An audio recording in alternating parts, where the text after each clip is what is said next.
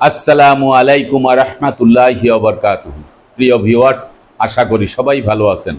Stop torture BD চ্যানেলের পক্ষ থেকে আমি খান রেজাউল ইসলাম রেজা সবাইকে আন্তরিক শুভেচ্ছা ও অভিনন্দন জানিয়ে আজকের পর্বটি শুরু করছি।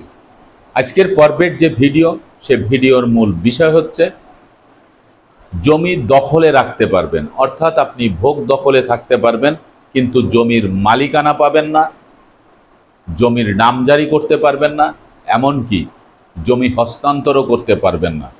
কি কারণে করতে পারবেন না এবং এর সমাধান কি, এই বিষয়টি নিয়ে বিস্তারিতভাবে আলোচনা করব। তাই ভিডিওটি না টেনে সম্পূর্ণ ভিডিওটি দেখার জন্য অনুরোধ রইল।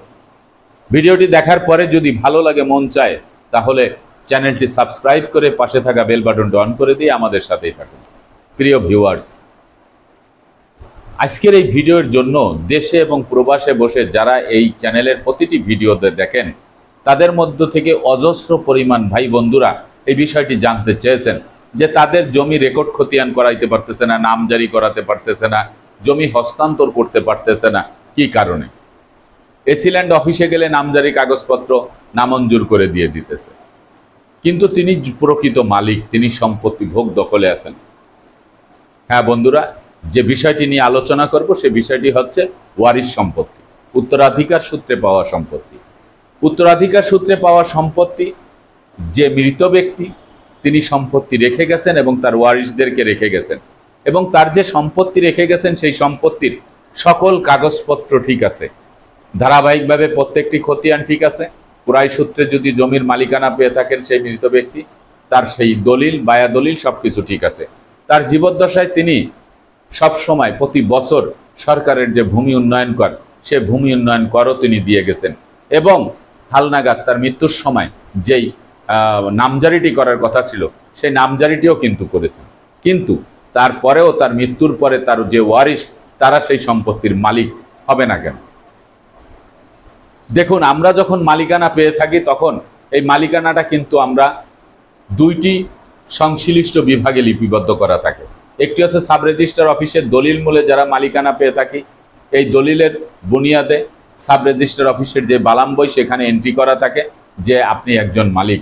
আর একটি হচ্ছে ভূমি মন্ত্রণালয়ের যে সংশ্লিষ্ট বিভাগ আছে, ইউনিয়ন ভূমি অফিস, উপজেলা ভূমি অফিস, এই সকল ভূমি অফিসেও আপনার যে মালিকানা, সেই মালিকানার প্রমাণপত্র হিসেবে সেখানে এন্ট্রি করা থাকে। আপনার নামে একটি ফাইল ওপেন করা থাকে এবং সেখানে আপনার নামটি এন্ট্রি করা থাকে।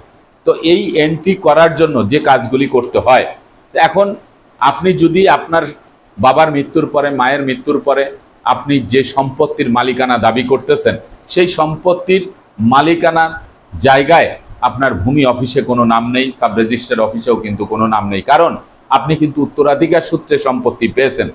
আর উত্তরাধিকার সূত্রে যে সম্পত্তিটি পেয়েছেন সেই সম্পত্তিটি হচ্ছে অবিভক্ত সম্পত্তি, অর্থাৎ বাবা রেখে যাওয়া সম্পত্তি। বাবা একা মালিক ছিল, একক মালিক হিসাবে, কিন্তু বাবার মৃত্যুর পরে এই সম্পত্তিটি কিন্তু ভাগ হয়ে যাবে।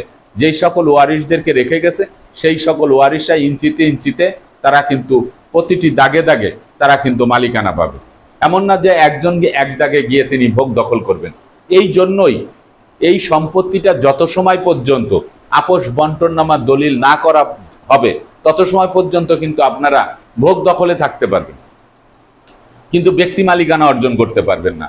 জমির যেমন বাবা মালিক ছিল, বাবার নামে খাজনা হতো, বাবার নামে নামজারি হতো, এই জিনিসটা আপনাদের আর হবে না যত সময় পর্যন্ত আপোষ বন্টননামা দলিল করা না হবে। এই হচ্ছে একটি বিষয়। দ্বিতীয় নাম্বার হচ্ছে, আপোষ বন্টননামা দলিল না হলে আপনি এই সম্পত্তি বেচা বিক্রিও করতে পারবেন না। বর্তমানে আপনি যখনই বেচা বিক্রি করতে যাবেন তখন আপনার ব্যক্তি মালিকানার কাগজপত্র লাগবে। আপনার নিজের নামে আপোষ বন্টননামা দলিল করে আপনি নামজারি করেন নাই বিধায় আপনি ব্যক্তি মালিকানা অর্জন করেন নাই, সেই জন্য আপনি এই সম্পত্তি কিন্তু হস্তান্তরও করতে পারবেন না। আপনারা চেষ্টা করে দেখতে পারেন, বর্তমানে খুব কঠিন সময়, এখন আপনি কোনো আতাত করে, লিয়াজু করে, প্রতারণা করে, তঞ্চকতা করে, কোনো কিছু করেই আপনারা এটা করতে পারবেন না। তৃতীয় নাম্বারে হচ্ছে, নামজারিও করতে পারবেন না। আপনার আপোষ বন্টননামা দলিল না করা পর্যন্ত আপনি কিন্তু নামজারিও করতে পারবেন না। নামজারি করতে গেলেও আপনার সেই নামজারি নামঞ্জুর করে দিবে।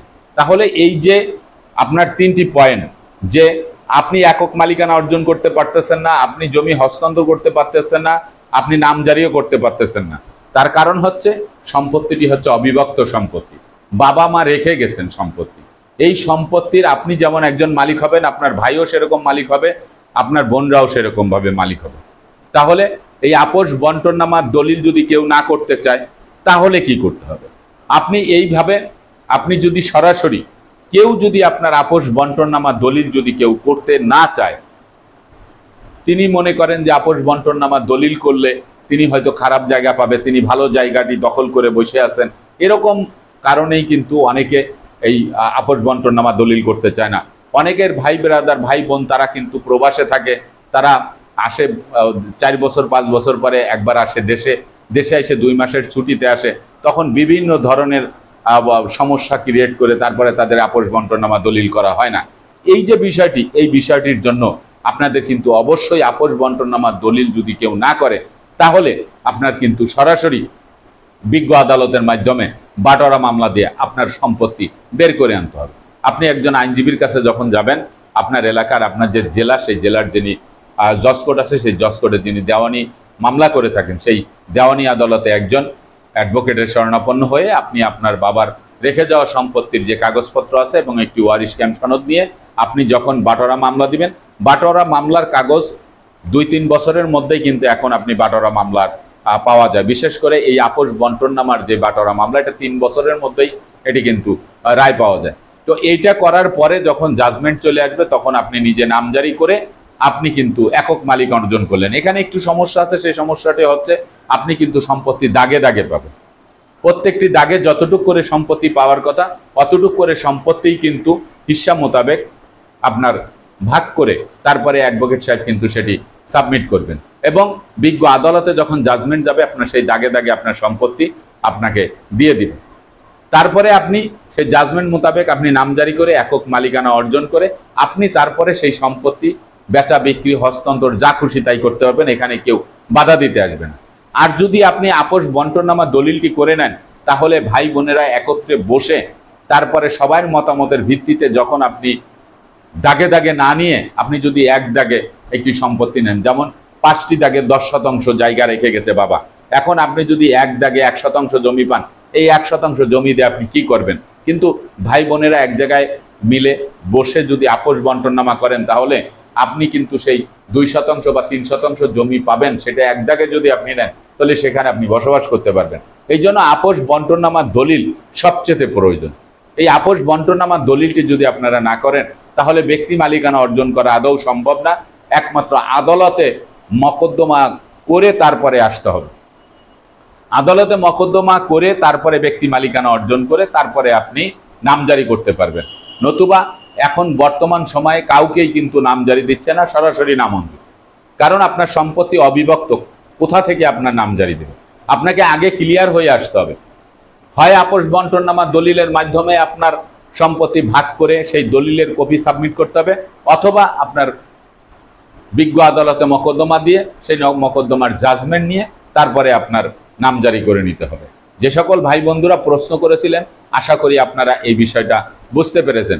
যত সমস্যা হোক প্রত্যেকটি সমস্যার সমাধান আছে, আর এই সমাধান পেতে হলে সরাসরি জমি সংক্রান্ত বিষয় বিজ্ঞ আদালতের শরণাপন্ন হতে হবে। কারণ বিজ্ঞ আদালত হচ্ছে সর্বময় ক্ষমতার অধিকারী, সেখান থেকে যে জাজমেন্ট আসবে সেই জাজমেন্ট কেউ কিন্তু এদিক সেদিক করতে পারবে না। আজকের মতো ভিডিওটি এখানে শেষ করব, আগামীতে দেখা হবে অন্য কোনো ভিডিও নিয়ে। সে পর্যন্ত সবাই ভালো থাকবেন, সুস্থ থাকবেন, আর আমার জন্য দোয়া করবেন। আল্লাহ হাফেজ।